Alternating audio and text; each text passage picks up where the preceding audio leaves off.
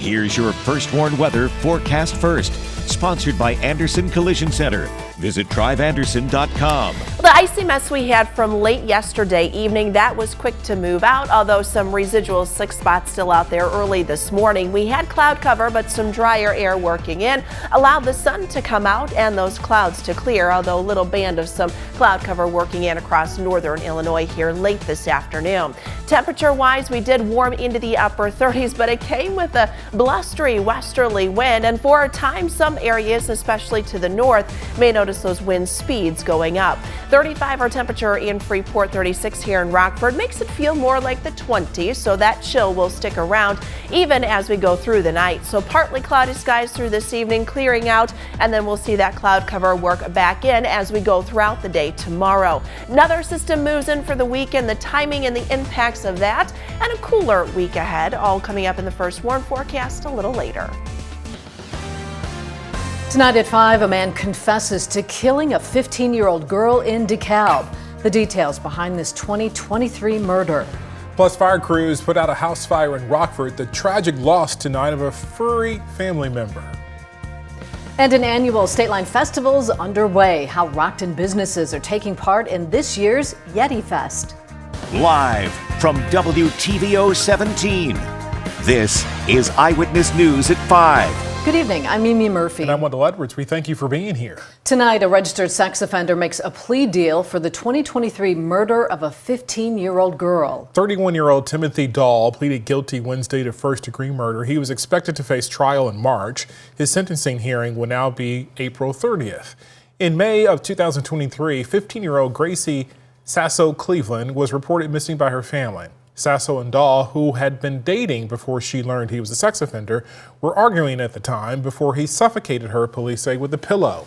Police found her body in a DeKalb dumpster a few days later. Dahl was arrested by DeKalb police on 7 charges. As part of yesterday's plea deal, 6 of those charges have been dropped, but Dahl was previously convicted of aggravated sexual assault of a victim between the ages of 13 and 16 for an incident in 2020. Eyewitness News is committed to supporting survivors of domestic and sexual violence, connecting them with local resources that can help. We've got a list of those on our website, mystateline.com. Just click on the State Line Strong tab. Firefighters prevent a car fire from spreading to a Rockford home today. Shortly before 11:30 this morning, a minivan caught fire outside a home on Cunningham Road near the Bypass 20 underpass. Fire crews arrived on scene and began working to contain the flames, hoping to prevent any more damage. First arriving chief officer got on scene and advised that they had a working vehicle fire next to a approximately 20 by 20 building.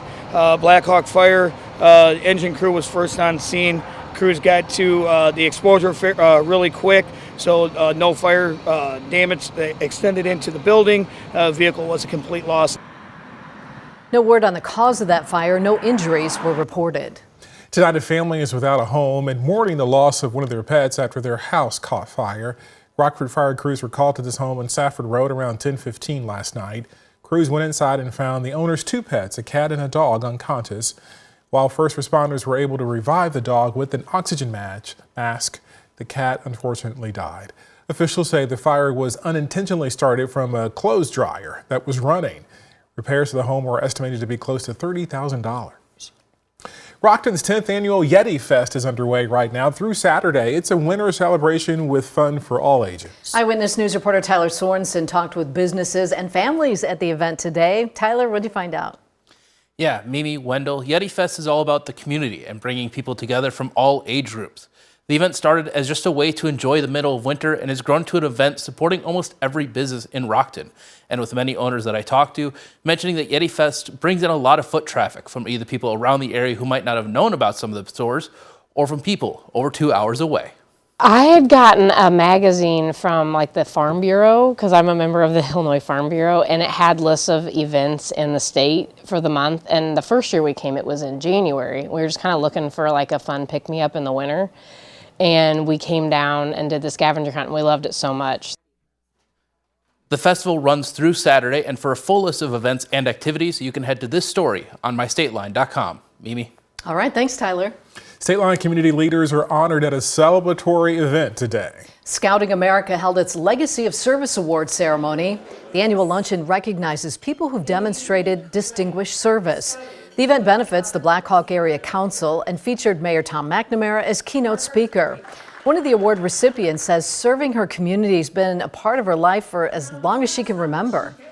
Service has been a part of my life since the beginning of my life, from my mother being an educator, my father, he was a pastor, both of those jobs,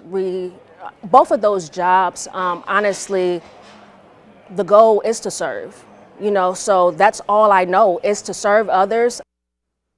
Jennifer Cachapalia with the Family Peace Center was also recognized, as was Ed Rounds. He received the Scouts Guardian Award.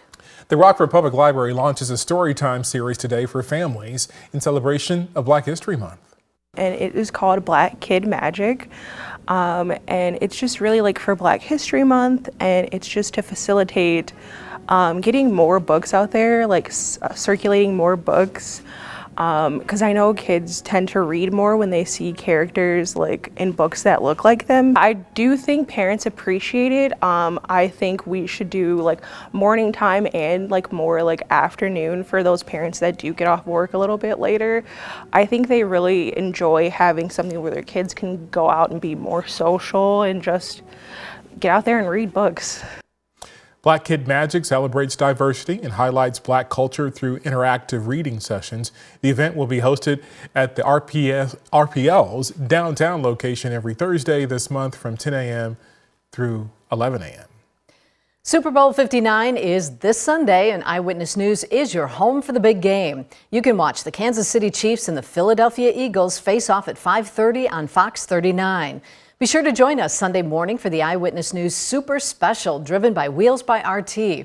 Coverage starts at 6 a.m. right here on WTVO 17, followed by a third hour at 8 a.m. over on Fox 39. A federal judge in Rockford raises concerns over dangerous additions to handguns. When we return, the proposed ban on switches on semi-automatic weapons. And tonight at 6, Illinois and Chicago are being sued by the federal government. Why the Department of Justice has legal issues with the state's handling of President's immigration policies. Temperatures warmed into the upper 30s this afternoon thanks to a little sunshine but a rather brisk west wind. Numbers cool going into next week. Between, we may see a couple of snow showers, even a little mixed precipitation to kick off the weekend. Highlighting that coming up in the first warn forecast a little later. You're watching Eyewitness News, your home team, with Mimi Murphy, Wendell Edwards, Scott Leber, and Chief Meteorologist Candace King. A federal judge in Rockford is calling for stricter penalties for those found in possession of a switch. That's a device that can turn a semi-automatic firearm into a fully automatic machine gun. Eyewitnesses reporter Blake Dietz spoke with a local law enforcement agency and the Winnebago County State's attorney. Blake, both say they've seen an increase in the use of switches. Yeah, that's right. Both here in the state line and across the country, the use of switches to convert guns has increased significantly in recent years. Now, that's a dangerous trend that federal judge Ian Johnston said has been devastating. Local officials tell me they welcome the proposal, saying getting switches off the street is a top priority. Switches are definitely a problem in our community. It's a problem that's on the rise, says Winnebago County State's Attorney Jay Hanley. They turn semi-automatic firearms into fully automatic firearms. And we know they're being used in our community, and really there's been an increase in their use. This week, Rockford area federal judge Ian Johnston called for stricter penalties for those caught with machine gun conversion devices, or MCDs, small parts fitted into the back of guns to enable full auto firing. The number of switches recovered by law enforcement nationwide increased more than 784% from 2019 to 2023. Winnebago County Sheriff Gary Caruana says MCD's simple design makes them easily manufactured. They could make them on a printer, or however they manufacture them, as a device that goes into usually a Glock, right? The ease of doing it is very concerning, because now you have, bad guys, right? Criminals, gangbangers, whatever, doing this, and now you're turning that gun into very dangerous that they're going to use on public safety, general public. In a letter to the United States Sentencing Commission, Judge Johnston said the combination of a handgun with an affixed MCD is beyond terrifying and has unleashed devastation in our country. Hanley says increasing sentencing guidelines is needed to adequately address the problem. There's kind of this gap in the law in the punishment for those that turn guns into really machine guns. The federal system has about a 96% conviction rate, and if they're able to imprison people for longer, then that's, in my opinion, a way to keep our community safer and a good thing for our office and really the community as a whole. Another concerning statistic regarding switches is the rise in Winnebago and Boone County juveniles who are possessing them. From 2022 to 2024, that number doubled in the 17th Judicial Circuit. Mimi, Wendell.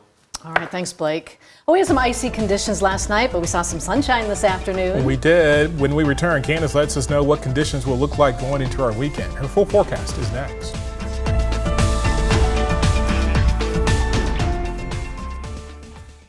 Now, your first warned weather forecast from Chief Meteorologist Candace King. Well, the day started off with some cloud cover and still some wind, and that wind something that continues here through late this afternoon and evening, but we were able to get rid of some of those clouds, allowing a mostly clear sky as the sun does set here this evening. Still some clouds overhead as we take a live look with our Mercial Skytrack camera on the northeast end of Rockford. What you've probably noticed here over the last few hours has been the wind, especially up to the north, where winds have been rather gusty across central and southern Wisconsin, but still sustained westerly winds, 15 to 25 miles per hour. Check out that wind gust in Monroe, 40, 31 mile per hour wind gust right now in Freeport, and we're just under 30 here in Rockford, DeKalb, and then 32 mile per hour wind gust in Janesville. So throughout this evening, we'll probably have a few hour period where we have a little more of an uptick in the wind, especially to the north and northeast of us, before winds settle down just a bit going into the night tonight. Temperatures warmed into the upper 30s. Felt cooler out there though with that wind. We're at 35 now in Freeport, 36 in Rockford, same thing in Janesville, cool spot 33, Rochelle, and 32 right now down into Cal. But when you factor in the wind, makes it feel more like the 20s. Outside of that wind tonight, we've got really no issues as our skies will stay mostly cloudy before we start to see, or I should say mostly clear, before we start to see cloud cover begin to work back in during the day tomorrow. Our weather watcher Jean down in DeKalb, 32 degrees also, 74% relative humidity, and wind coming in at 19 miles per hour. Terry down in Genoa, 34, 28 that dew point. So dew point numbers going up. That dew point number expected to go down with some drier air moving in and that wind gusting close to 30 miles per hour. So as we put this all together with Futurecast, we can see clouds working back in just before the sun comes up tomorrow morning. Temperatures I do think will drop into the teens, kind of hold steady, and then as clouds build back in, we could see those numbers rise a bit going into tomorrow with that westerly wind. Now most of our Friday should stay dry. However, an increase in cloud cover. We'll notice that as we head throughout the day. A little upper level disturbance, a little bit of moisture coming in, may try to squeeze out a flurry or two, but we're pretty dry through tomorrow afternoon.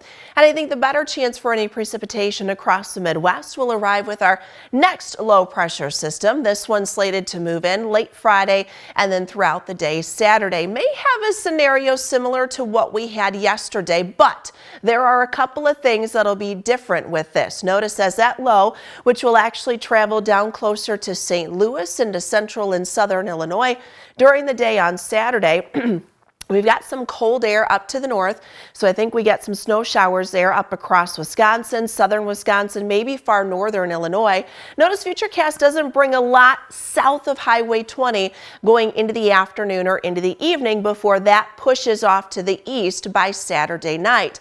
I do think we'll see some light snow and perhaps a bit of a mix, maybe some freezing drizzle or at least some sleet trying to mix in, but the amount of what we see will be very dependent on this drier kind of air mass moving in the middle part of the atmosphere. See, we've got moisture down to the south and we've got moisture to the north, but there's this dry wedge of air that comes right in over northern Illinois, and that could help cut off some of that precipitation going into Saturday. But bottom line, we'll hold on to that mix, 31 for the afternoon, 27 then on Sunday, and it looks like our numbers will drop back. More of an active pattern to the south, but we may see a couple of light flurries or light snow showers try to move in Tuesday and Wednesday.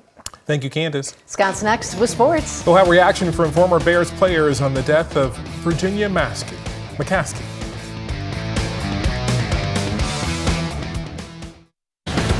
Now sports with sports director Scott Lever. A lot of players, coaches, and general managers have come and gone with the Bears over the years. The one person who has always been there has been Virginia McCaskey until now. The McCaskey family says she passed away this morning at the age of 102. The Bears franchise has been around for 105 years, so her life spanned it almost the entire time. McCaskey, of course, was the daughter of Papa Bear George Halas. In a statement, the McCaskey family said Virginia McCaskey lived a long, full, faith-filled life. Here's what some former Bears players are saying about her. She loved the fact that when we beat the Packers, we beat the Packers. She loved that. That was a very proud moment for her for the most part. I was fortunate as a player. We were 13-5 against the Packers, and I know that was a great source of pride for us with her. Virginia was always nice to me and my family, whether that was on flights or at galas or any events, and she's just always been, a class act. That was Anthony Adams there and Ron Rivera. The Bears won 8 NFL championships and 1 Super Bowl during McCaskey's life.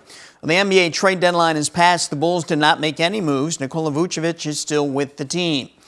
Local wrestlers going to be going after regional championships this weekend. Hananiga will be going after a team championship in Class 3A at its own regional that it'll host. The Indians dominated the Nick 10 tournament last weekend. They put 11 wrestlers in the finals, and all 11 of them won. The Indians have very big goals for this postseason. Well, it's just all offseason, putting in practices, workouts every day. Each day we're thinking about getting better than the day before. It's just that little improvement each day is going to carry us. And we put in the work, hard practices, wrestling hard against each other, going live, pushing each other, and I think the results are showing. They're really hungry individually, but as a whole, this team wants to win team state. They've been talking about it for months. All summer we've been talking about it. More regional wrestling tournaments this weekend will be held at Byron and at East. Well, if you want some NFL news to fill your time tonight, the NFL's annual award show, the NFL Honors, will be held. The MVP is just one of several awards that will be presented. We'll also learn about this year's Hall of Fame picks. We'll have it all on Fox 39 tonight at 8 o'clock. That's sports. We'll be right back. Well, our first Warren Interactive Radar brought to us by Rockford Glass and More. Stays pretty quiet out there tonight, and for the most part will tomorrow too. We do see an increase in cloud cover as we head into tomorrow afternoon, but for the rest of tonight, we do have some breezy and gusty winds, especially to our north. Those winds will stick with us for the next few hours before subsiding a bit here through the overnight. Temperatures tonight drop down to about 16. Cloud cover comes back in tomorrow. Highs near 30. Might see a little more rain snow mix again on Saturday. Thank you, Candace. And thanks for joining us. We'll see you again at 6.